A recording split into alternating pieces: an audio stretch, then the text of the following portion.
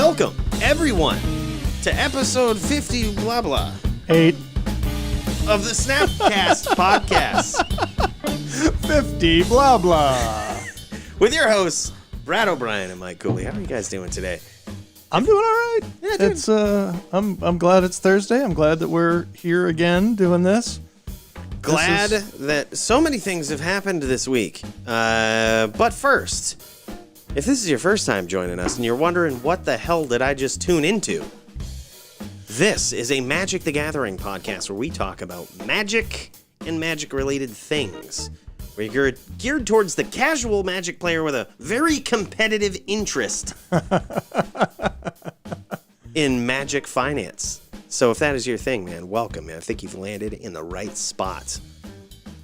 So, there's been a lot of stuff that happened this week. Things have got back to normalcy in the stock market that we always talk about, always compare our card picks to. Things have gotten back to normal. However, some big things have happened with the reserve list.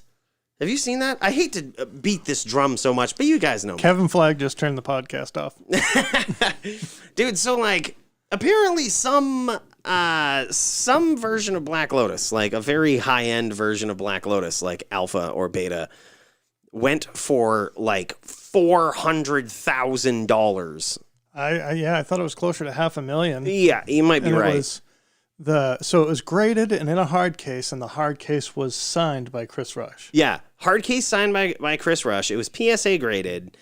And it went for I wanted to say that at first, but I wanted to give a conservative estimate. But it was anywhere between $400,000 and $500,000, right? So people are saying that one event single-handedly brought up the price of tons of other reserved list cards, which may or may not have been the catalyst. It might have had something to do with it. It might have drawn some attention to the reserved list. If you're a fan of this podcast and you watch us every week, you knew it was going up anyway. We were talking about this weeks ago. We said, when people get their stimulus checks, what are the Magic players gonna buy? The cards they couldn't afford before, and the ones that are the hardest to get.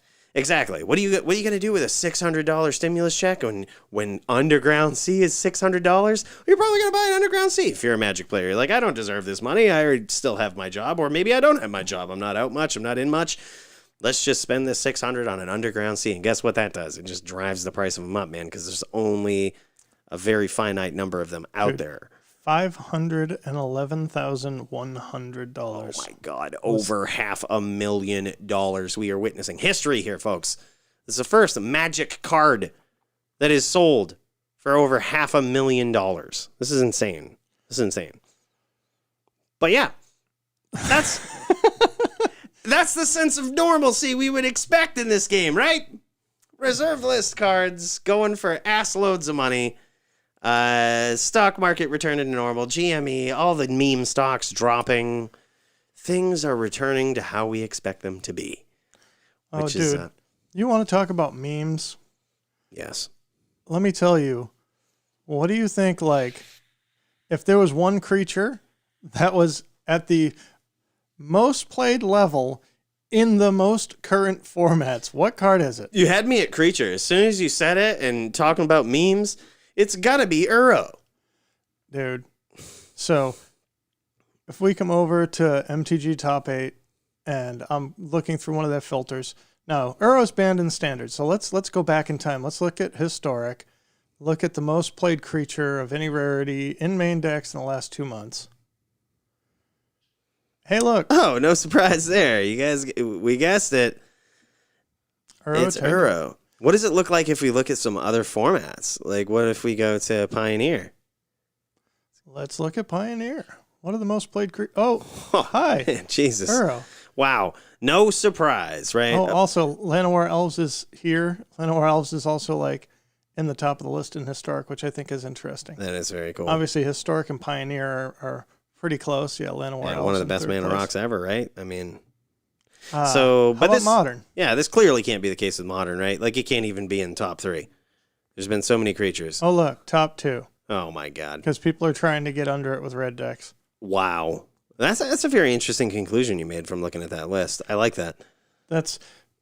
for one, people have there's Blitz, Burn, there's Is It Blitz. There's a bunch of decks playing Monastery Swiftspear. They're more affordable decks, so more people have access to them. But honestly, the way my understanding of the modern meta is always what beats the thing that's the best thing. Right. And if their turn 3 is Uro and your turn 2 is Skullcrack, that's pretty good. Yeah. Yeah. Like that's a pretty direct answer to what's going on here. So yeah, it makes a lot of sense. I also want to point out that it's very interesting in Modern that out of the top 5 or 6 cards, you've got 2 from Modern Horizons. Wow. Walking Ballista, which is obviously we've been preaching that forever. Preaching the gospel. Preach it, but brother. Uro, Skyclave Apparition, Giver of Runes, and Seasoned Pyromancer are all cards that are new in like the last 18 months. Oh, for sure. I remember so many eons ago, moons ago, we were talking about 2-drop spells specifically. Do you remember the conversation I'm referencing? Oh, yeah. And yep. I used it as leverage to be like, dude, is Dreadhorde Arcanist like the best 2-drop that in red that they've ever printed? You know, and we made an argument for 2-drops that are colorless.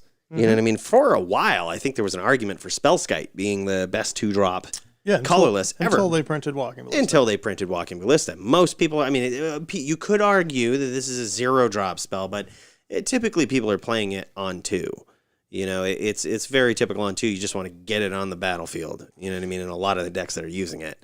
And if you have infinite mana, it doesn't matter anyway. Like, you could play it on 2 if you wanted, or you could play it for infinite. It just doesn't matter. Like, there's so many ways. Yeah. Hey, look. We have a guest. Who's that? We do. What's up? You all might recognize the TechFour or not, Andy.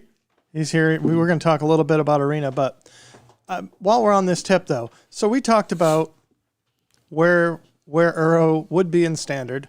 It was good enough to be banned. Top of the heap in Historic. Top of the heap in Pioneer. Second most played creature in Modern. What about Legacy? If this is in top in Legacy, I'm gonna what the ever living F? Which is just above your best red spell ever. Hey, there was some merit. That might have dropped in price. It might not have been the best spec at $2 or $3 or whatever I said it was at. But Jesus, that's a good card. Either way, it's only a matter of time. The only thing that I'm afraid of, and again here, now if we look at we're in Legacy, Uro was printed in 2020. Dreadhorde was printed in 2020. Icefang was printed in 2020. Hull Breacher was printed, in 2021? Oh, my God. Emrakul the Aeon's Torn, let me tell you, if you want a Tybalt's Trickery into a card, that's the one you want. Well, it's so funny. I mean, just even seeing that, right? You have to move down, 5 cards before you see... 5 or 6 cards before you start seeing some of the most broken creatures ever printed. That we already recognize that was too much. Emrakul, Gristlebrand. Right. Yeah. Scavenging Ooze right before that. If you guys are ever wondering, the top 10 creatures, just look at this Legacy list. This is probably a good snapshot, in my opinion, man. I would easily say, at this point in time, those first few that you see right on there have got to be in contention for some of the best creatures of all time. Before we run away from this topic too far, where's Delver of Secrets? Dude, okay, so... right there. Okay, right there. I didn't see it on top. I was like... Still top 5. I was actually blown away that he wasn't on the list. But he's right there. That's fine. We mixed up Andy a screwdriver. It's hitting him hard already. Yeah. Can you hear him? Can you hear Andy all right? I just can't see. No, but it's not Blinded something by the lights. It's not something you see a lot in other formats, so that's for sure. But in Legacy... There's a ton of those Canadian threshold decks, or there's the bug decks, and Delver is such an efficient way to get 3 damage in every turn when you're trying to clock your opponent. Literally, not clock them in the face, but put them on a clock very early.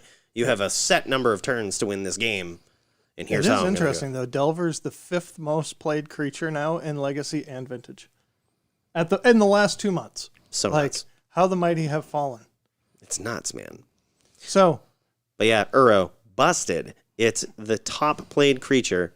I'm gonna go ahead. I'm gonna go as far as to say by far in Legacy. 4% higher than any other card. Yeah. By far.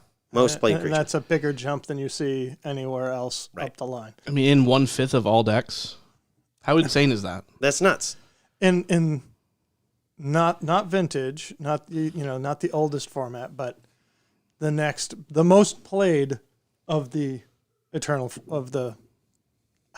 want to call it the legacy formats. Like vintage and legacy sit on their own sort of pedestal to me. They do. You always gravitate towards these formats that IDGAF Right. because nobody that I know plays them. Well, I don't even think it's about playing them. It's just about what's allowed to be played in them. You know what I mean? It's like I don't play them much anymore either. I used to ravage the state looking for legacy and vintage tournaments.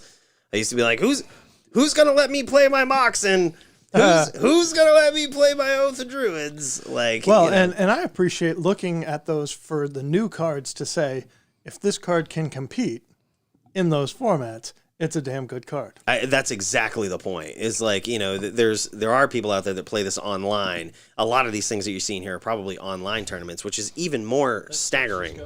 Like, because the cards that are in there that are popping up, this is online format. Like, the people oftentimes didn't have to pay real money for these cards. So to still see them in some of the top decks is just, it really paints a clearer picture as to what the most busted cards in those formats are. And when you're talking, formats like Legacy that we've seen here so far working down these lists, if that's the top creature played in Legacy, that really says something for this card. But it's the best card, the best creature in the game. It's nuts. What about Vintage? Let's check Vintage. Just where is it being played in Vintage? Right. Is it being played? Where is it being played? It can't be in Vintage, right? Like, it can't be the top creature. There's been so many. Yeah. Yeah, because then you have cards that have banned in like every other format, such as Deathrite Shaman, clearly one of the best creatures ever printed. 1-mana planeswalkers, I should say, ever printed. Interesting. Why did that change to 4 months? Wonder if it was not enough data. Oh, I see. Yep. Yeah, not a lot of Vintage tournaments are played. And honestly, when we're talking Vintage, when you go that far down and you're talking about, if I can't cast this card with Black Lotus, it's not good. And you can't cast Uro, fun fact, with Black Lotus. You can't do it. Yeah. So I do like that Lavinia is showing up more and more, except for when Andy plays it as his commander. I got nothing to say about that. But main point here is, when you start looking back at these formats, right, like Vintage, Legacy, and you see these nasty standout cards, like, it's something to be said. I got to ask you this, Brad.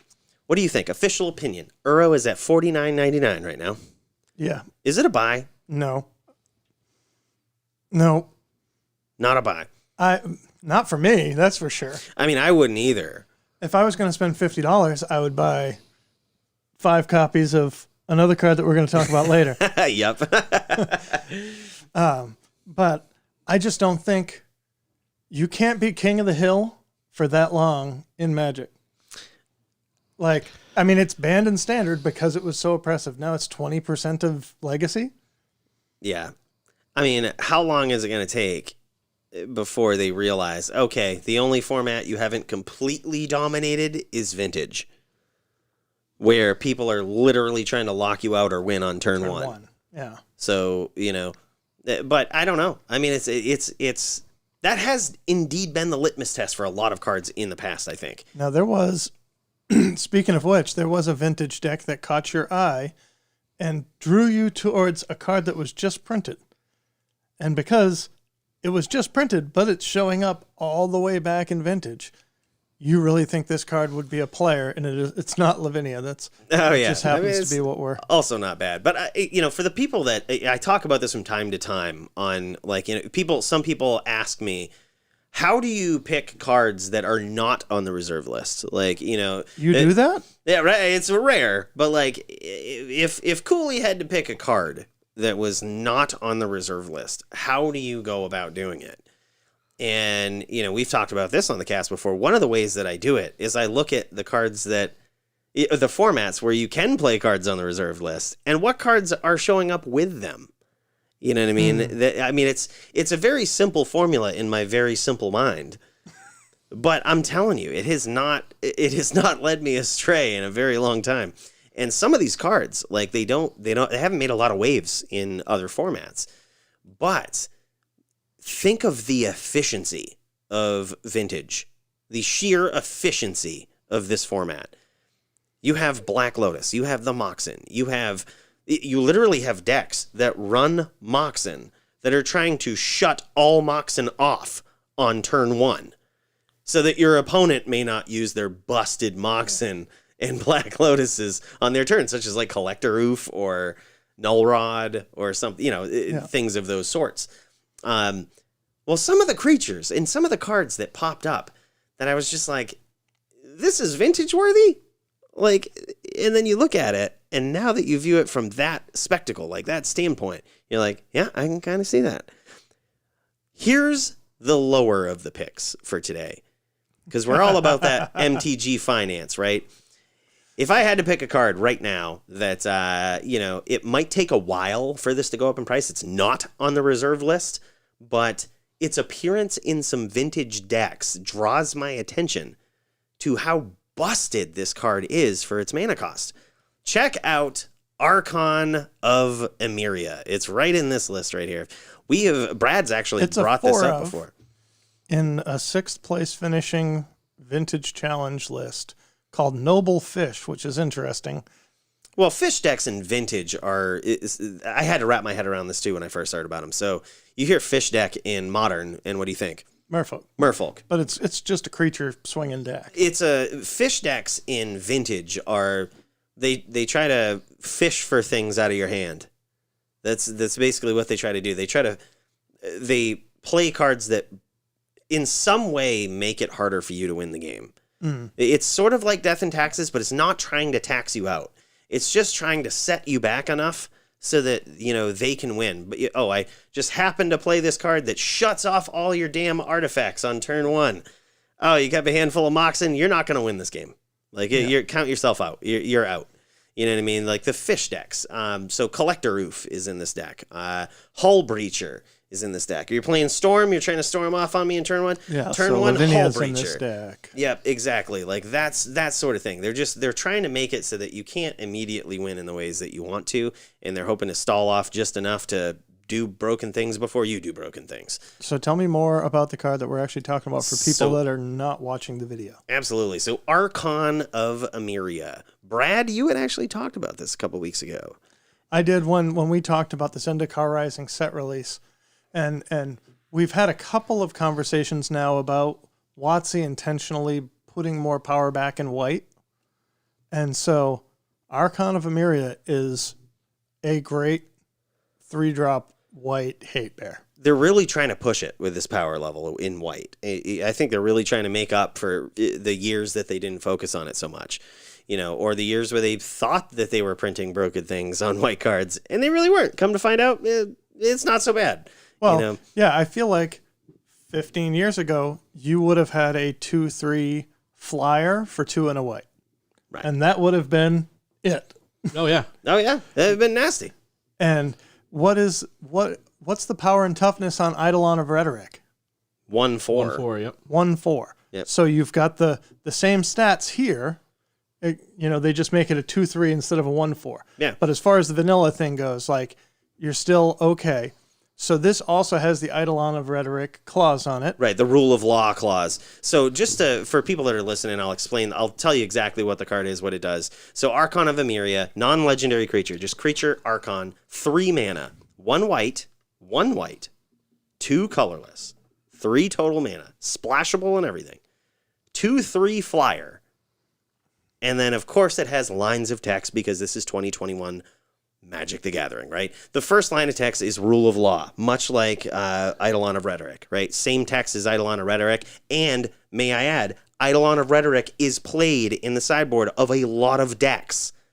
Like, it's played already in so many formats for the same mana cost, right?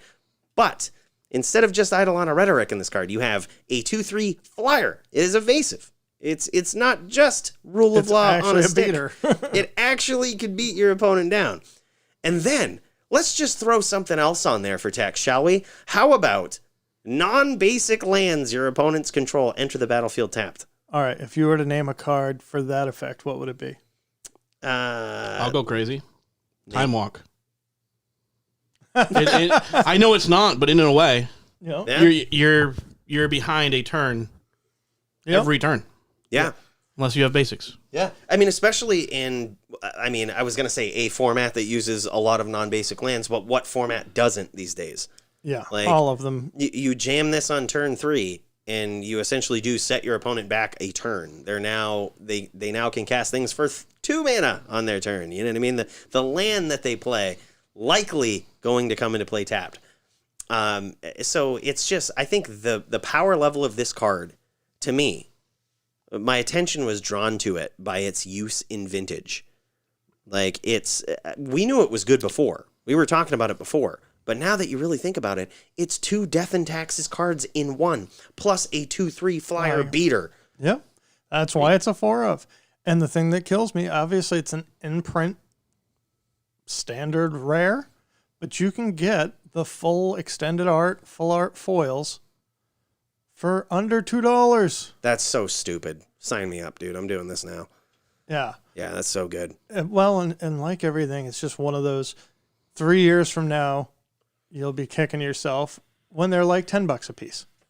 Right. I mean, I could see myself if I ever built a white deck in even Commander. And I'm just like, how many times do you see green-white creature decks that just do valuable shit? Well, right. Wouldn't you play this in Gaddock? Yeah. Oh, you definitely would. You definitely would. You remember Marath before it got banned? That was all it was trying to do. It was just like jam your opponent up. I played Gaddock last night and I drew Eidolon of Rhetoric and didn't want to play it because it wasn't a substantial enough creature. So I ended up playing Thalia Heretic Cathar, which makes non-basic lands and creatures enter tap. Ooh, man, that is interesting.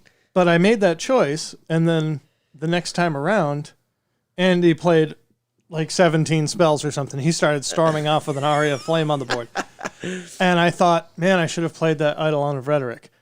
Well, if I just replace Eidolon of Rhetoric in my Commander deck with Archon of Emeria, I get the same effect with a better body and half of Thalia Heretic Cathar.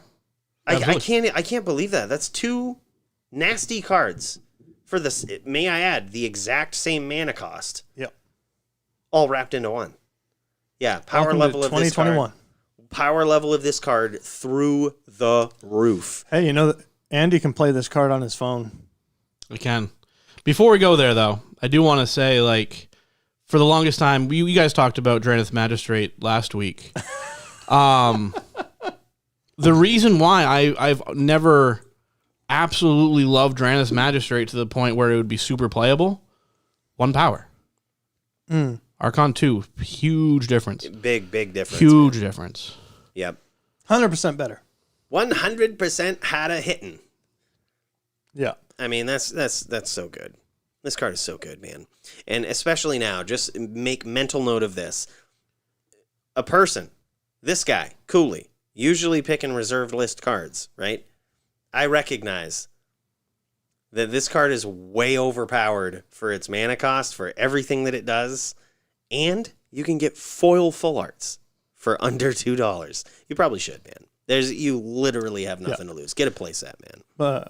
Before we started recording, Mike and I were just talking about WotC is committed to reprints, and they really have done a great job of reprinting a lot of powerful cards, and they haven't been afraid to reprint even in-print standard cards. You know, they reprinted Fabled Passage back-to-back. They reprinted Brazen Borrower in Ikoria, then in the Challenger decks, and then they put it on the list. So, but they're not going to reprint the full art foils. No cards on the list are foil. If this catches a reprint in a Commander or Precon down the line, or in a Challenger deck down the line, not that I think it will, it's not going to be foil. Right. So, you know, where the difference is less than $1 to get the full art foil over just a full art, right. I think it's worth it. And as we always say, I'll say one more thing about this card. It's got an ear to the streets, man. And I know you might be thinking, no, wait, what do you mean? Usually you say that when things are like looking for a combo or like looking for something else to happen. No, it's got an ear for the street. It's got an ear to the streets in the opposite way. It's waiting for you to find some busted thing to do, and it's going to stop it. The only thing that I don't like about these cards, and we can talk about it, is just the symmetry. Like in an aggro deck, there's a reason why like I'm putting Aether Vial in commander decks now, because I want to get around this effect. I want to play put multiple creatures into play on a turn. And the other thing when I looked at that Eidolon of Rhetoric last night was, once I play this, I'm done. Next turn I can't double spell. Yeah. How much is that going to hose me? But this card is better than Eidolon of Rhetoric in any deck that wants Eidolon of Rhetoric. Yeah. Unless you want 2 copies. Yeah. So I think this was a good pick, even though how you went about it, not necessarily how I'd go about it. But, I'm telling you, it also has got the ear to streets for that. What's that card, Andy? You're going to know this. Andy's a well of institutional knowledge of Magic the Gathering. He's been in a lot of institutions.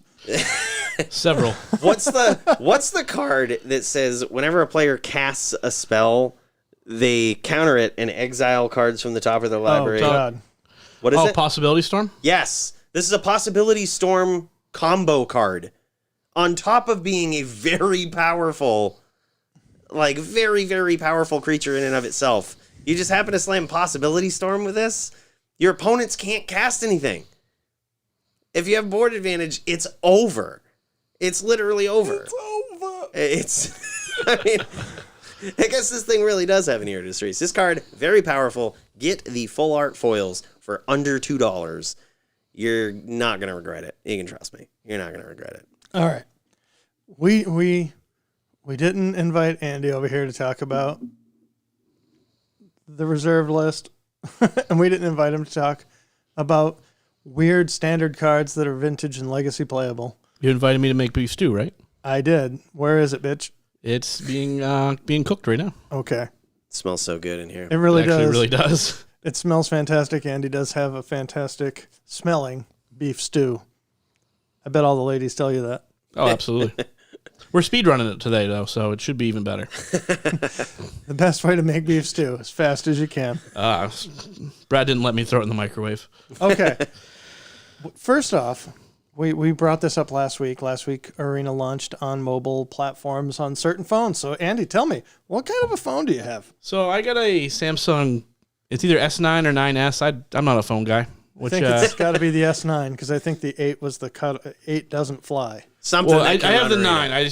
The S. I don't know what order the S is in. It's the opposite of the iPhones. However that works. Yeah, so an iPhone would be a 12S or whatever. So you have an S9. Sounds right. So eventually they're going to work their way down into the negatives. You're going to have like S-2, right? They're going the other way with it? Couldn't tell you. I have no idea how it works. But either way, how is it? So it's interesting. And I think the first thing I have to say is I believe I have the worst phone possible that plays it. Yes. And I think that's important to kind of put out there in the beginning. Second thing I'll say, and I think Cooley's going to really enjoy this, is Magic Arena on the phone is a lot like the reserve list. You just said that for K-Flag. Yes, I did. K-Flag, I hope you're watching. But to describe that, it's kind of clunky, and it's not really available for everybody. Well done, sir. Well done. So, honest review, I mean, it's great to have on the phone. Like, don't get me wrong. We've been waiting for this forever. Really nice thing to do while I'm pooping. Just going to be straight. But it definitely has some issues. I will say that. First off, like I said, I have the worst phone that'll play it. So, it does work quite a bit slower than a computer. I have noticed some lag. The other thing is it uses the same interface with very little tweaks as the PC version. Really? Yeah, everything. The only thing that's different, right? On PC, you have your pet on the left and their pets on the right. Yep. Both pets are on the left. Who gives a shit The other about thing pets on a phone? is That was terrible. Your Yeah, I face, should have included that. like your whatever icon you use, is not where your hand is. It's all the way on the left as well. Gotcha. So the hand is unobscured. It's A little bit better, yes. And then they will do probably I will call it better job of putting all the lands together and giving you a land count, okay. even if they're not the same land. Interesting. This does a few things. So first off, depending on what pet your opponent has, sometimes it'll cover up their lands, and you can't really tell exactly what's going on. Wow. The other thing is it won't give you a land count unless you have at least 5 lands. Otherwise, it'll just show all of them or try to. Gotcha. And that can be incredibly hard to read. And I was playing limited. I was playing draft specifically. I was playing this green deck against this green deck, and they had enough creatures out that the creatures actually went off the screen. Okay, so you're playing a side scroller or what? So Can you actually scroll though and see their No. creatures? Oh, So there's no that's scroll, and I will say they weren't completely off the screen. They were half off the screen. But, I mean, you can't read any creature on the screen. But they did add, you can just kind of hold your finger down on a card, and it'll pull it up big, and you can read it, and that's convenient. But with that card that was half off the screen, I could not do that. So the entire time, although I could see the picture of it, power toughness was off the screen, and I have no idea what the card does.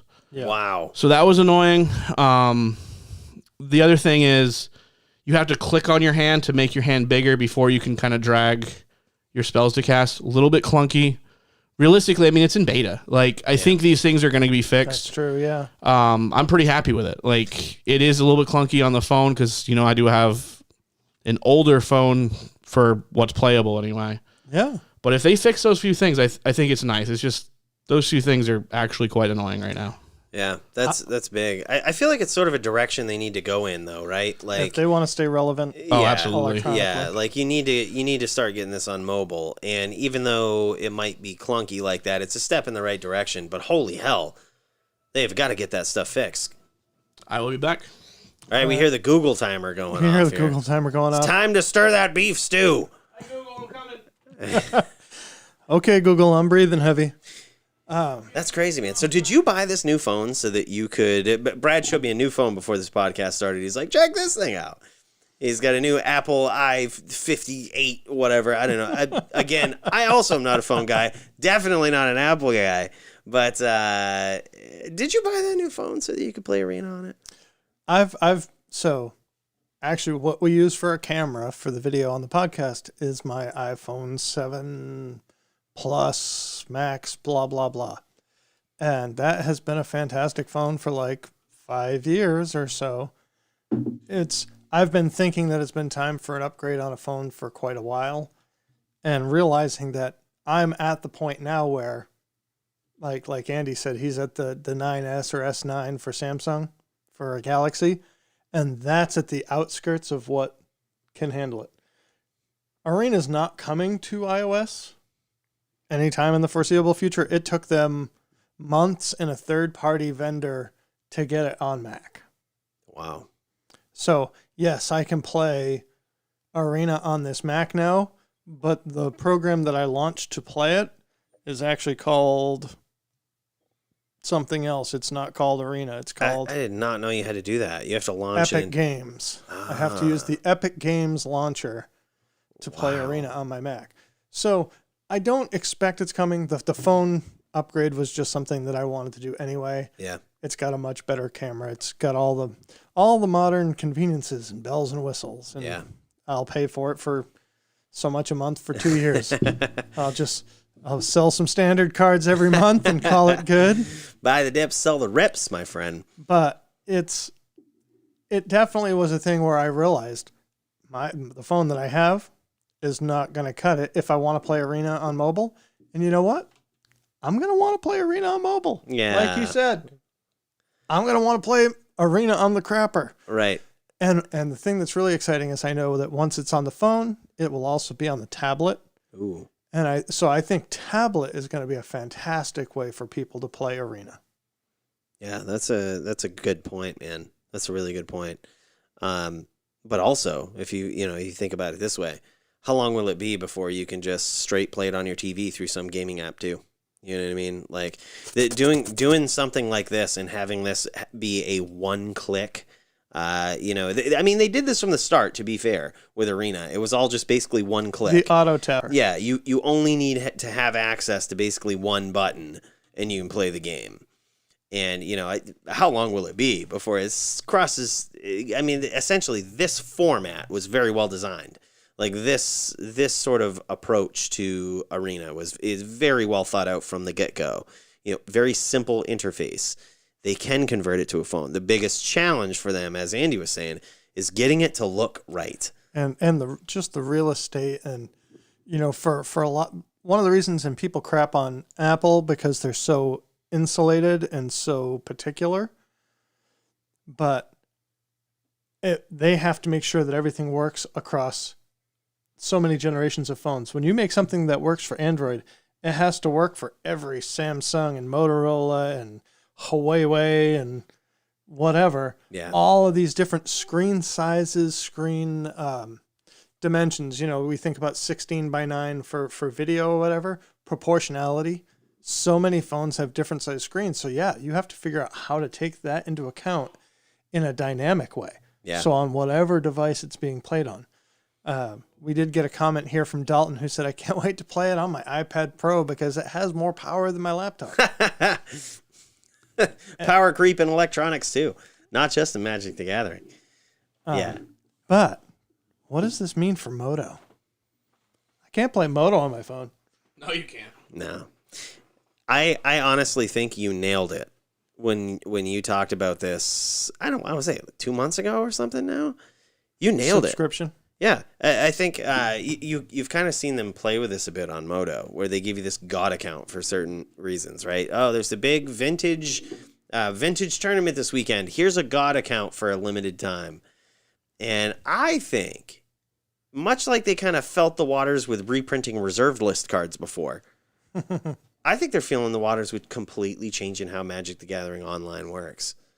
And, I think you might have nailed it. It might come to the point where you pay for a subscription. They get money from subscriptions, but you get a God account to be able to play whatever cards you want in whatever formats you want in competitive tournaments. If they don't do that, I don't know how MTGO will survive the influx of Arena players and the interest in Arena. I will tell you that every day this week, because because between Oops All Spells decks and because of the Tybalt's Trickery decks in Modern, Humans is actually a competitive deck for this brief period in Magic history. Yeah, it is. Sorry, Andy, we turned your mic off. I just said, yeah, it is. Yeah. Oops. Okay. Yeah, it is. Yeah, so the Tybalt's Trickery deck, which people think is a meme, but I'll tell you what, I spec'd on Emrakul's. People buy into memes as well. People do buy into memes. That was our whole last episode. last week. The GME of MTG. Yeah. So Humans is right now a competitive deck because you can Meddling Mage Trickery and it basically shuts off the deck. Or you can, what is it, not Creeping Dread? Is it Creeping Dread? No, what is the 3-mana Cascade spell with the purple dudes on it that I can never remember the name of? Demonic Dread. Demonic Dread. Yeah. You can, so the only reason why I bring that up at all is now the time for me to sell Humans on Moto. Like this week, people are playing Humans on Moto and it's viable. Are you thinking about doing that? Are you thinking about selling Humans on Moto now? Selling out of I never Moto? play it. I play Arena. Arena's so much more fun to play than Moto. Yeah. And you can nearly play a bastardized version of Humans in Historic. It's only a matter of time. It's only a matter of time before. And if you're thinking like that, as someone who, I know you went out of your way to collect some of those human cards on Moto, you know what I mean? To collect special versions of them and, try to deck out your Moto Humans deck as much as possible to make it match your IRL Humans deck. That's big for you to say that. for you to start thinking about selling that out. And I wonder if you're thinking that, how many other people are thinking that too? How many informed Magic players are kind of seeing the writing on the wall? Yeah, I think, well, and even before WotC adopts a full subscription method, they already exist. So most of the really competitive players that want to be able to switch decks week to week to play in leagues and challenges are already paying somebody a subscription service to play on WotC. So when I go to sell those cards, I might actually go into the Modern Humans forums on Facebook and post on there that I'm thinking about selling out to find an individual to buy the deck at a reasonable price, because otherwise I'm going to be selling it to a bot that's just turning around and renting the cards to somebody. Right. Yep. Yeah. Andy, when's the last time you played Moto? Last Thursday, I stole your guys' account. That's right. I saw that, man. That was pretty cool. And that played the Twiddle Storm.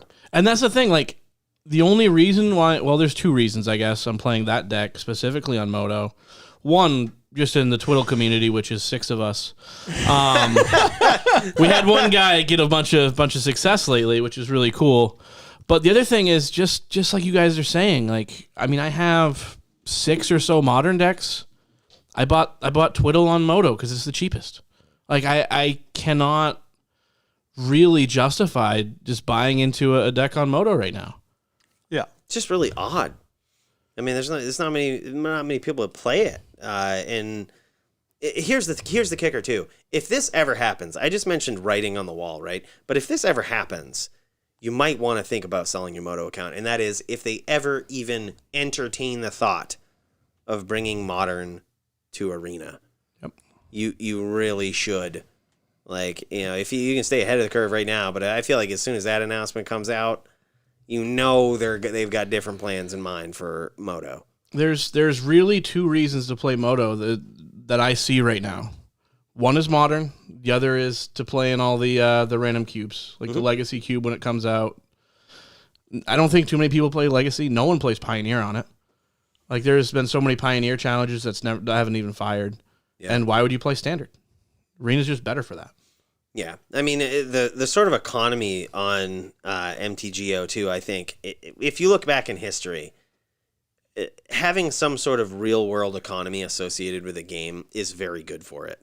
And right now, MTGO does have a very real economy associated with it. You can, I mean, as Brad was talking, you can go on Facebook and find somebody to be like, hey, you want to buy my entire Humans deck on Moto? You give me real cash. Real money. For these ones and zeros. Yep, for these ones and zeros. Good way to put it.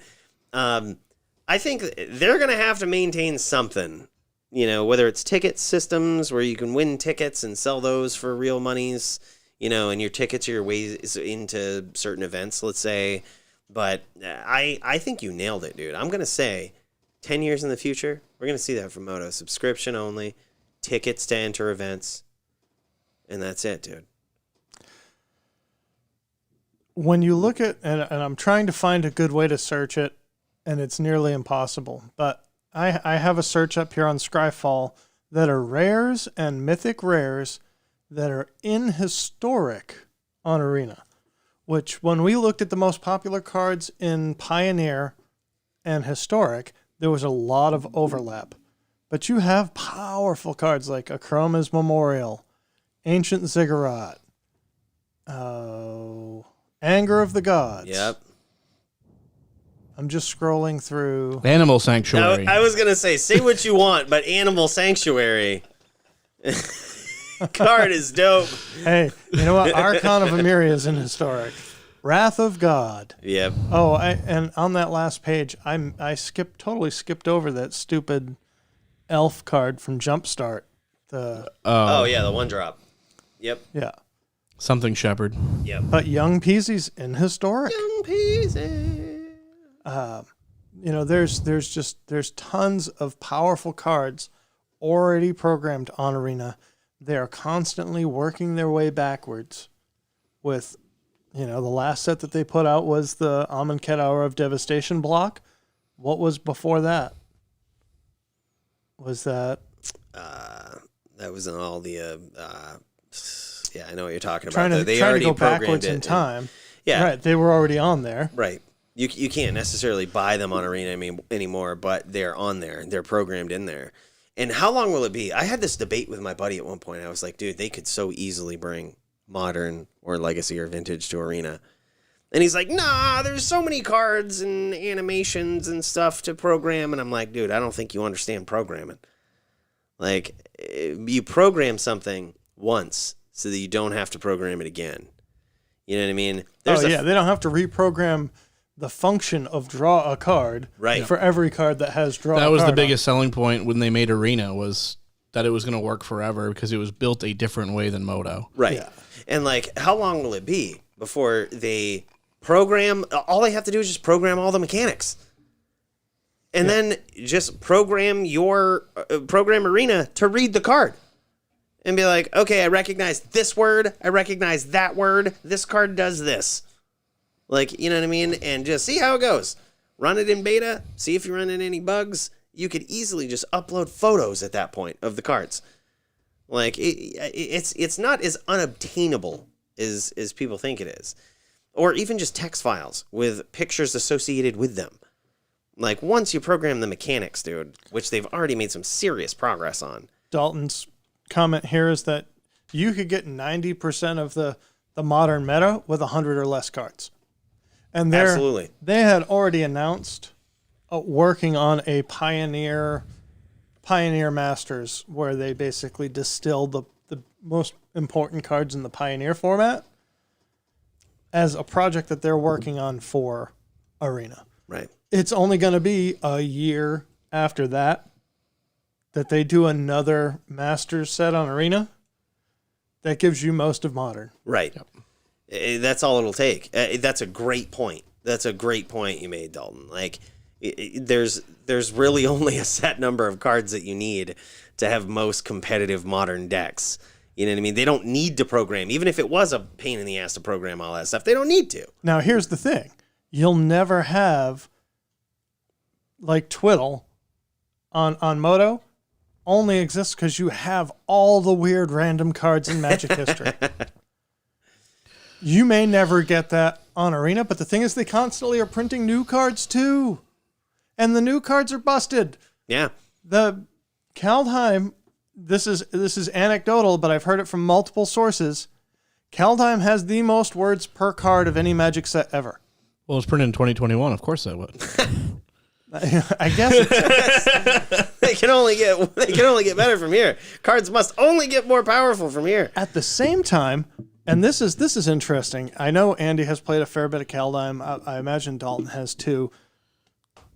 You're still my friend, Cooley. I've heard people say this, and it's very confusing to me. Kaldheim feels like a drop in power level that's great. There's nothing that's too crazy. At the same time, people are saying this is the closest thing to a cube draft as far as power level on Arena. Yep, I can see that. Andy. No, it's interesting. Honestly, when I was out there a minute ago, I was kind of thinking, wait, we haven't banned anything in a while. Not since September? That's crazy. Like, it feels like a long time right now. Which is pretty funny to say. But beyond that, like, no, I mean, Kaldheim's really interesting because it has some powerful cards, but it doesn't feel like there's no Oko, there's no Uro. Like, not only are the powerful cards, like, manageable, but there's enough of them that, like, it's not like, oh, I didn't play Field of the Dead, so I lose. Right, they kind of balance each other out with the entirety of the power level in general of cards. Oh, absolutely. Yeah. And it's interesting, too, because I was watching Aspiring Spike earlier today, and sometimes you think, well, when you have a lower power level set, maybe you'll get one or two cards that'll, like, go into established decks, and that's... No, he's playing Giants. Like a whole new deck. Like obviously, like, there's old cards in there. Cowards cannot block Giants. But, like, Bone Crusher Giant obviously fits in this deck, but, like, of course. The entire deck is based on new mechanics, which is interesting to me that, okay, we had enough cards in here that are powerful enough that they might not be powerful on their own, but together It's a strong deck. Andy, do you know what card Masked Vandal is? Masked Vandal. I do not. Let's bring it up so people can see. Okay, let's do it that way. So this card has seriously impressed me, and this is one of those things that I wonder, like, talk about an underrated card. When we looked at the spoilers, probably nobody was talking about this Masked guy's Vandal. awesome. He's insane in draft right now. Masked Vandal is a creature shapeshifter for 1 and a green. What? You get a 1/3 changeling. This card is every creature type. I can play this guy in humans. When Masked Vandal enters the battlefield, you may exile a creature card from your graveyard. Why would I do that? Because if I do, I can exile target artifact or enchantment an opponent controls. Oh. And I know you have more to say about this, but in Limited, there's 2 artifacts that are commons that are incredibly powerful. What are they? I don't know. No, I don't know their names, but one of them, I mean, it's 2 mana, and I think it's 1 to equip, that gives +1/+0 and flying. And there's not a lot of flying, so that's just really strong. The other one, 2 mana, 1 to equip, gives +1/+1, and whenever it deals combat damage to a player, you get a treasure. Ooh. Yeah. Yeah, you got to get rid of those. Those both. But I mean, how many formats out there in Magic history do you have problematic artifacts and enchantments? Every All of single them. one of them. Yep. Like, and now you have a disenchant, or what was the green remake of it? Naturalize. Naturalize, yep. You have that in a creature for the same mana costs that has a body that's every creature type. We always played Reclamation Sage, which, yes, it was a 2/1, but it was 3 mana. Right. This is 2 mana, plus it's every creature type, which is pretty important. So if you're playing green-blue Merfolk, this could be in the sideboard. If you're playing Bant Spirits, this could be in the sideboard. Yep. I mean, here's Humans. the Humans. thing. This makes Champion of the Parish bigger. It does rely on something, right? Like, it Yes. relies on Yes. something that you have a creature in your graveyard, but it's a friggin' common, dude. It's a common. Common. Like, that's pretty solid if you ask me. Like, just to illustrate the power level of these cards. And speaking of power level of these cards, right? Nope. What are you doing? Hold on. No, hold on. You're going to Dream Devourer. This is another one. Now this is a rare, so we expect this to be more powerful. But nobody was talking about this when the pre-release was going on, when the previews were going on. Dream Devourer is another 2 mana spell. This time you get an 0/3. It has no power, so it must do something really cool. For 2 mana, you get a creature demon cleric. Clerics are a relevant tribe, and will continue to be probably until this rotates out, because you're going to have party cares about clerics, and they're building party all the way up to the D&D sets. So anyway, each non-land card in your hand without Foretell gains Foretell, and its Foretell cost is equal to its mana cost reduced by 2. Wait a minute. I just thought of an insane card that you could use with this that is busted. Whenever you foretell a card, Dream Devourer gets +2/+0 until end of turn. What card? Because are it's you 2021, we had to put that last thinking? Yeah, I line on needed there. another line. So any card that is like an artifact card that's 2 mana or less. Such as, and here's the real busted part about this, Phyrexian Dreadnought. Yep. You get around the trigger. No. No. Foretell is exiled. It's not on the battlefield. Okay, so you cast it and it comes in. But either way. But you're on the right track. You do it for free. Well, I mean, a 2 mana spell you could just play for 2 mana. But say you play this guy on 2. On turn 3, you play a tap land and you foretell Solemn Simulacrum. On turn 4, you play a Fabled Passage, which now is untapped. You play Solemn Simulacrum for 2 and foretell another 4-drop in your hand. Wow. I want to play this guy in Commander where you're playing 6 mana spells for 4 mana. Wow. Like, you play this guy on 2. On turn 3, you foretell a 6-drop, that you play on turn 4. It's just Wow. the foretell mechanic is very interesting. There's only a few cards that they printed that are super powerful with it. But this giving all of your instants, like this makes the bad 3-mana bolts cost 1 less later on. I'm just spitballing ideas. When you think about cards that weren't supposed to have foretell, if you can give them foretell, how can you break it? Right. Well, also think of it this way too. Another way to break this is through the Lion's Eye Diamonds decks, right? So like this is probably why Lion's Eye Diamonds going through the roof. And now that I think about it, right? You can cast Lion's Eye. You can foretell all of this stuff, right? You can foretell your tutor. You can foretell your nothing in your hand. Nothing is in my hand, right? And like you foretell all of these nasty cards, such as maybe another Lion's Eye Diamond that just so happens to be you can actually still profit mana off of that by foretelling it, which is nuts. But like you can foretell all of those, mana producing cards, right? Crack your Lion's Eye, and you still have a ton of cards basically in your hand that are not in your hand. Yeah. And like then you can go for your kill cards, and if they stop that combo, then you're like, okay. Well, and that's the other thing. Now all of those cards are immune to discard. Yeah. They don't count as being in your hand. This works really great with wheels. Insane. You can just store a bunch of spells up aside later. They all get 2 cheaper. Yeah. So wow. I think this is an underrated card. And if they get rid Andy of this has card, something to say about this. Yeah. I do, and really, like, I've gone back and forth. I just don't love the foretell mechanic.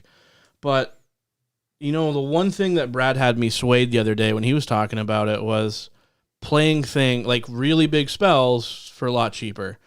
I mean, you can imagine a world pretty easily where you go turn 2, play this guy, turn 3, you cultivate, turn 4, you foretell Ugin and something else, and then turn 5, you have Ugin, the Spirit Dragon. Yeah, wow. Yeah, that's a very good card with Ugin the Spirit Dragon. And you're playing that same deck. I mean, you're playing. Of course, you have the what's the dude? He's a adventure guy that goes and gets a land. Oh, the giant beanstalk? Yeah, Beanstalk Giant. Of course, you're playing Beanstalk Giant in that deck anyway. But then you're playing like Genesis Ultimatum if you want it. Like, you're gonna have plenty of like giant cards that. Yeah, I can just play this on turn 5 whenever I want. Well, I was thinking about also cultivates, like, if you're not under pressure, you can, or you want to save your mana, say you have 4 mana, you can play a 2-drop, foretell your cultivate. On the next turn, you play your 5th land, you cultivate for a green. Oh my god. Yep. Like. Yeah. Yep. And, God, that's so good. And one of the big downsides of playing something like this is usually, okay, I don't have a body to block with if I'm against an aggressive deck. I got no 3. I got another 3. That blocks any 2-power creature. And when you foretell a card, Dream Devourer gets +2/+0 until end of turn. Oh, he can swing. So he can swing. If you foretell 2 cards, you've got a 4/3. Wow. God, that's weird, man. What a weird. Dalton says mono black Tron, black green Tron. There's just so many weird things that pop in my head. This is why we say we're now a casual Magic player podcast, because there's so many weird ideas that pop into my head. Like I don't know the name of this card. I have too many card names in my head. They don't fit anymore. But I can tell you what it does. It's a. I don't know what it's called, but I know the sound it makes when it takes a man's life. That's right. It's a 2 mana artifact, right? So it's going to come into play it's going to get cast for free off this guy. And here's the kicker, right? It says if it came into play and it didn't come into play from your hand, it gets +3 +1/+1 counters on it. So it's a 1/1 that is essentially a 4/4 if you didn't play it from your hand. So you go 2 mana, exile that guy with foretell, play it for free, so it's mana cost, and you can now play it from your hand as a 4/4. And when it leaves the battlefield, exile it with 3 time counters on it. So one thing that I do want to point out, The one safety valve that they did put on all foretell cards is that you can't foretell them and then cast them in the same turn. Right. So it is all you're putting money in the bank for later, and the dividend that the interest that you're getting is this cost reduction. Right. So I just think it's interesting that those 2 cards nobody talked about during previews, that after 1 week of seeing Kaldheim on Arena, every card in Kaldheim is broken to me. Like every friggin' card is busted. It's nuts. One more card I want to just throw out with that guy. Yep. One of my favorite cards, and it's a little bit less mana efficient than you'd like it to be, but See the Truth.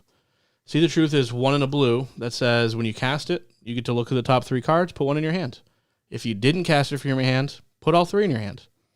Oh my God, you're kidding me. So essentially, it's a sorcery speed ancestral recall when you actually get to cast it through the foretell. Oh my God, that's so cool. Foretell it for 2. So you are paying 3 3 mana, but you're drawing 3 cards. But you're drawing 3 cards, and the turn that you cast this, it's only using 1 mana. And the kicker, you're actually not drawing any cards. You're just looking at the top 3 and putting in your hand. So something like Narset doesn't stop it. Hull Breacher doesn't give them the tokens. Man, you're hosing another one of my picks for this week, which we should get to. We've been like jamming. I was just gonna say, we're an hour and a minute in. Yeah. So speaking of power levels of these cards, right, and like the increased insanity that we see from all of the 2021 cards so far, and what we saw in 2020, some of the power level of these of recent cards is just stupid. Right. Yeah. We had mentioned in the beginning of the podcast, you're starting to see some of them in vintage with some of the top cards of all time, and they're just riding right alongside of them. One of the cards, another one of my picks this week, is something that Andy just hosed with the See the Truth. But mine was Narset, Parter of Veils. And here's why. This is like the penny stocks, right? It's not on the reserve list, right? Odd for me to pick a card that's not on the reserve list. But it's contending with all of these vintage decks. It's like contending with some of the best planeswalkers ever made, such as Oko, Dak Faden, Jace the Mind Sculptor, Renin 6. It's contending sometimes in the same decks as these cards. And it's an uncommon. For $1.20, you can probably get these. So you probably get them for $1 if you shop around. And this card is hard to reprint, man. It's hard to really fit in any themed reprint deck.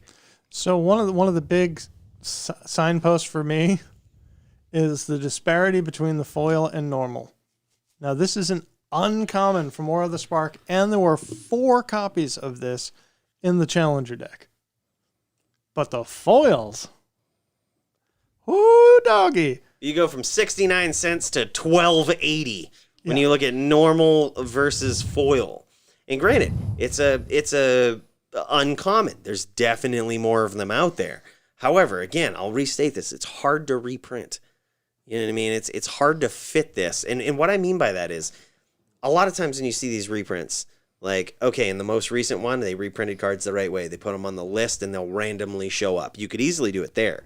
But like, a lot of the times that they've reprinted things, they've reprinted them in decks that are in standard, you know what I mean? Like, they decks that are in standard that are pretty popular, or some sort of themed reprint in they used to do it from the vault. Now they do secret layers. Yeah. You know what I mean? Difficult to fit this in to a lot of those. All right. You know what I mean? Definitely a pickup. All versions? Any particular version? I would say, in all honesty, this is one of the times where I will say, as a fan of the game, as a player of the game, I would not buy the foil version. I would buy the regular 74-cent version of Narset Parter of the Veils and just get a playset. I mean, you're out $3 at that point, not even, to get a playset of something that is very playable in vintage, even contending with some of the best planeswalkers of all time. And now that we've kind of painted it in that light and said, hey, look, this is in vintage. It's very popular in vintage with other very nasty planeswalkers. This is a 74-cent planeswalker that is insane. Yep. So I look at or I take finance a little bit different than you guys do, because I am more the competitive guy that does have the casual interest. But what I do is, a lot of times the cards I buy is, hey, I might want to play this someday. Let me get it while it's cheap. Exactly. And a month ago, I went through a lot of cards. I have 16 copies of Teferi's, or not Teferi, Narset sitting on my table at home because I wanted a playset for a deck. I'm like, I might as well have a playset for another deck. And then however many EDH decks I want to play. It was like, for I think I paid 48 cents at the time. Yeah, because you can see yourself playing this card in so many decks. I was like, well, why not just have extras laying around? Yeah. And at that point, if I just have a buddy that's like, hey, do you have an extra Narset? I'm like, yeah, sure, I don't care. Now, one of the things that Dalton pointed out is there are the Japanese alt art, anime art versions. Yep. And honestly, the higher, that's probably going to give you the highest dollar return, because even at $600, that $600 version will likely be $1,000 in a year. So 100%. You're talking about a massive return on investment. Your 69-cent copy might go to $1.50, and you're like, hey, 50 cents. Yeah, but I mean, if you're really thinking about specs to invest in, I mean, look at like Andy over here buys 18 copies of Narset because he's like, wow, I kind of want a play set for any deck I might play this in. And it's dirt cheap right now. At the time, 48 cents was nothing. I'm telling you right now, 74 cents is still nothing for this card, and in my opinion, far undervalued for what it's really worth. This is going to be, mark my words, this is going to be one of those uncommons that you're going to see at $5 or $6 at some point, just because it's difficult to reprint and it's insanely good.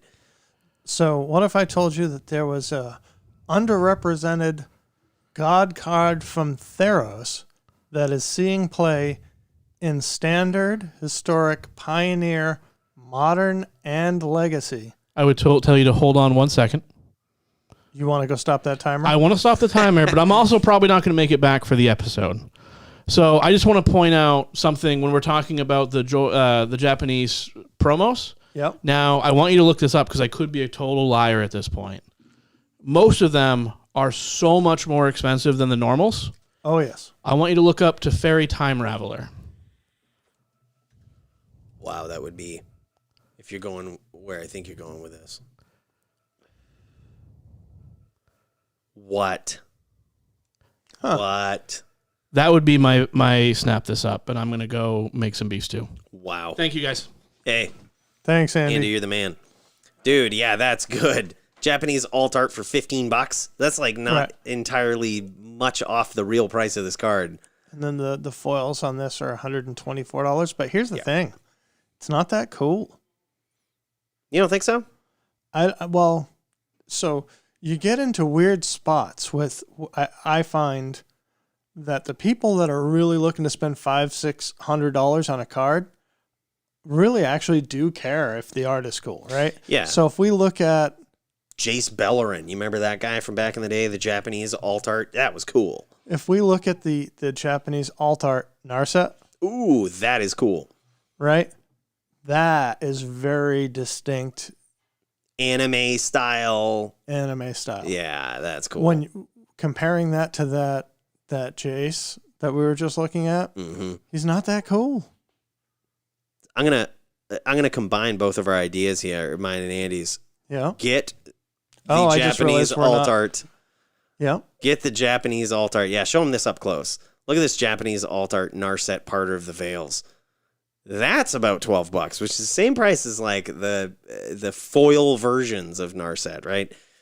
And I would argue more sought after, dude. That anime feel is really. And look at the difference here: $12 for a regular, $376. Jesus Christ, that's so insane for a foil.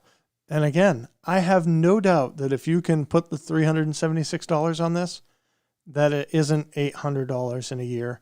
Yeah. And I say that looking at all the masterpieces that have gone up stupid prices. Yep. The Amano Liliana, Dreadhorde General. Dreadhorde General, Japanese alternative art.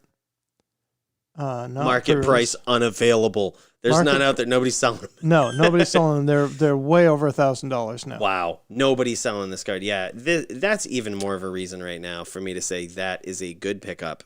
Even if you don't get the foil. Yeah. Even if you don't get the foil. Yeah. So again, you can double your $12 up to 24 in a year. Easy, dude. Yeah, that's insane. And then you had mentioned you started talking about a card from Standard too that's pretty overpowered right now. That's probably a pretty good pickup. You said it was using Legacy. God of Destiny. Ooh. Dude, yeah, if I search MTG top 8 for Klothys, there are 82 Legacy decks playing it. Jesus. There are waiting for it to load. Modern 175 decks have been posted to top 8 playing this card. And as recently as the end of September, let's see, Utopia Gruul maybe? Oh, I picked it out. Oh. So Klothys is a 3-mana, 4/5 indestructible legendary enchantment creature god for 1 red-green. It does take 7 mana to turn it into a creature, but it's at the beginning of your pre-combat 7 devotion, sorry. At the beginning of your pre-combat main phase, exile target card from a graveyard, period. It's really good. Any graveyard, you're killing a card out of a graveyard. Every format that has broken decks is trying to exploit the graveyard. 100%. If it was a land card, you ramp. Yep. You add green or red. Otherwise, you gain 2 life and Klothys deals 2 damage to each opponent. Yeah. This is a win con.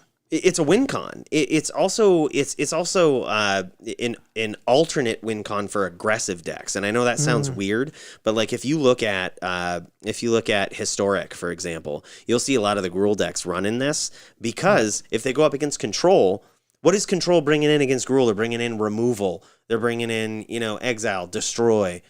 Yeah. And it can't get rid of this card. If you land this card, it's a constant 2 damage, and you're replenishing your life total. And at 3 mana, you're getting it in under the control players. You're like, what are the control players running? Uro, the most popular creature that is definitely abusing the graveyard. Like, this card is insane. So the showcase version of this card is so funny because everybody knows Heliod. Heliod's in Modern. Heliod's in combos. Heliod's $15, $18. Klothys got a Destiny that we never talk about. The showcase version, you can get them as low as $7.25. If you want foils, you're looking at $12, $13, $14. Yep, I might Heliod spec this just like we did with Heliod. This is just as good, if not way better. And we can get this at a price cheaper than we got Heliod at. Currently played in Standard, currently played in Historic, Pioneer, Modern, and Vintage, and Legacy. Yeah, that's so good. It's got the street cred. I think this is probably the cheapest you're going to see it. I think so too, man. I would completely agree. All right, really real quick. We each have a reserve list pick. We got to do it. So what kind of episode would this be lately if we didn't throw out reserve list picks of the week? Right? And especially after big spikes in the reserved list recently, I would still suggest certain cards because I don't think they've spiked enough. And one of them, I have been a fan of this card. I bought this card at $3. You can now get some damaged or light play versions for between $5 and $10. But I don't think this card is spiked enough, and that is a card called Bosium Strip.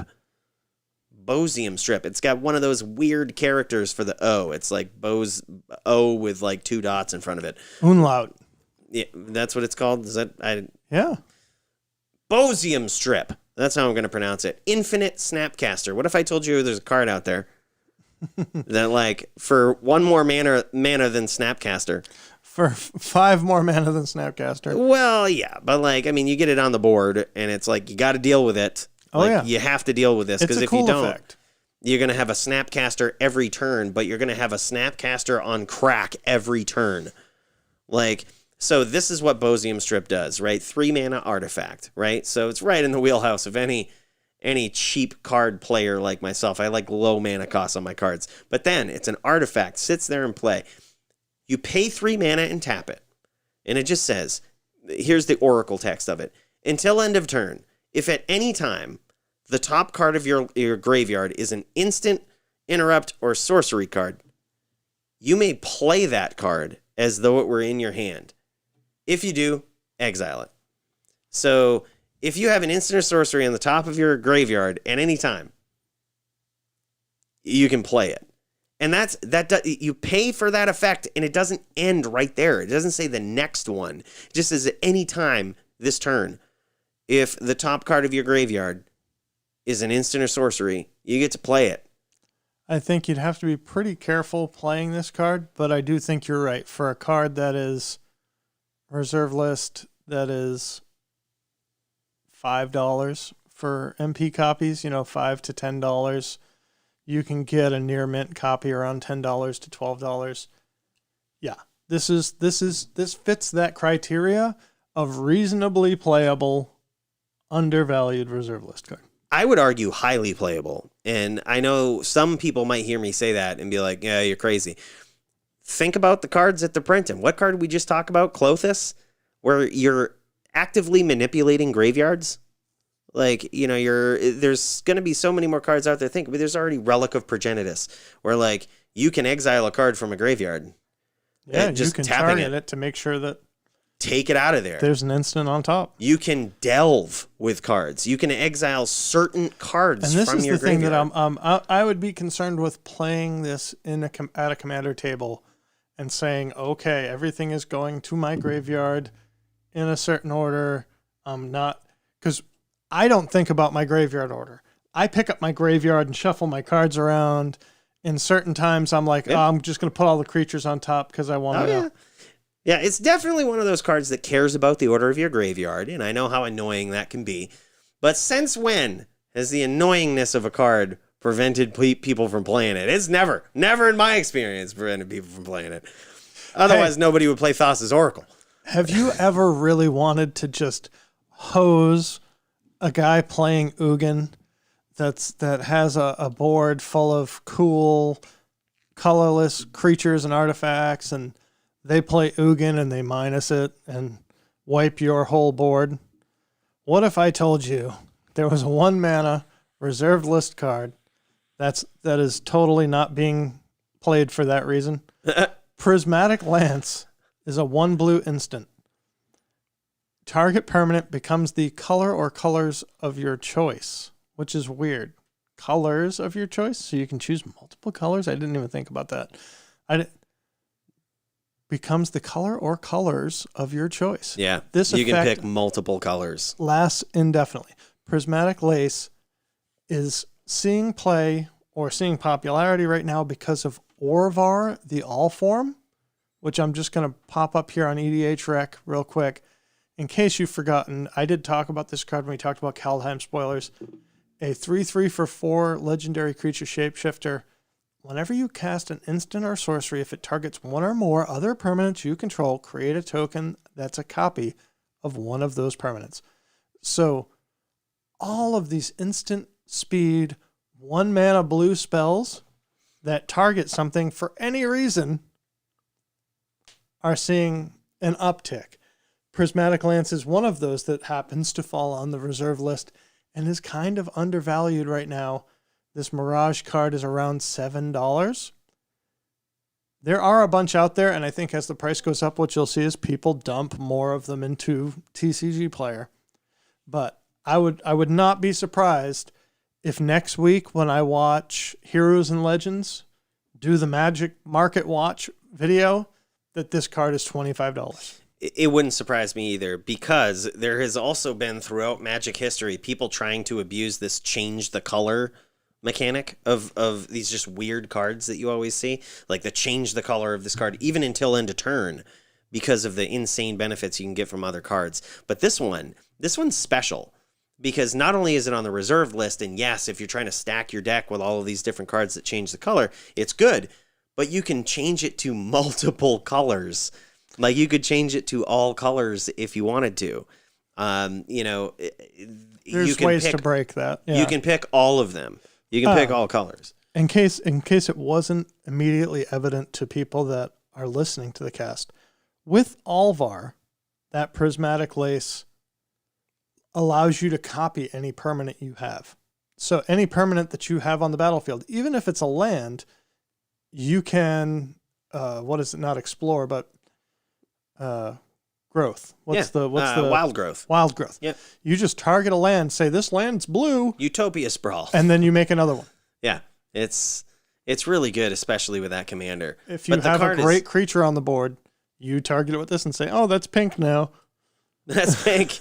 Yeah, I mean, it has been looking to be broken for many years, and it's very special in the way that it changes the color of a card. Yeah. And it's also on the reserve list. Like with this card coming out, Ulvold, or however you pronounce him. Ovar the All form. Ovar the All form. You definitely want to think about this one. It's reserve list, probably not going down anytime soon now that they found a use for it. Now that somebody's actually playing it. And now that they found a legitimate use for it. So thank you, Dalton, and everybody else that hung out with us this week. Thank you, TechFour, Andy, for coming over and making beef stew. And he said thank you, and he wishes you all well. This was the SnapCast podcast with your hosts, Michael Cooley and Brad O'Brien. If you're finding us on YouTube, you can also listen to our audio streams on iTunes or Google Podcasts, wherever you like. If you don't find it, shoot me a message over on Twitter at the SnapCast Pod, and I'll work to get our audio version on whatever player you prefer. Mike? Guys, if you haven't already, hit that subscribe button, hit that like button, share us, let us know. Show us some love in those comments. Guys, take care. Have a great weekend. We will see you next week.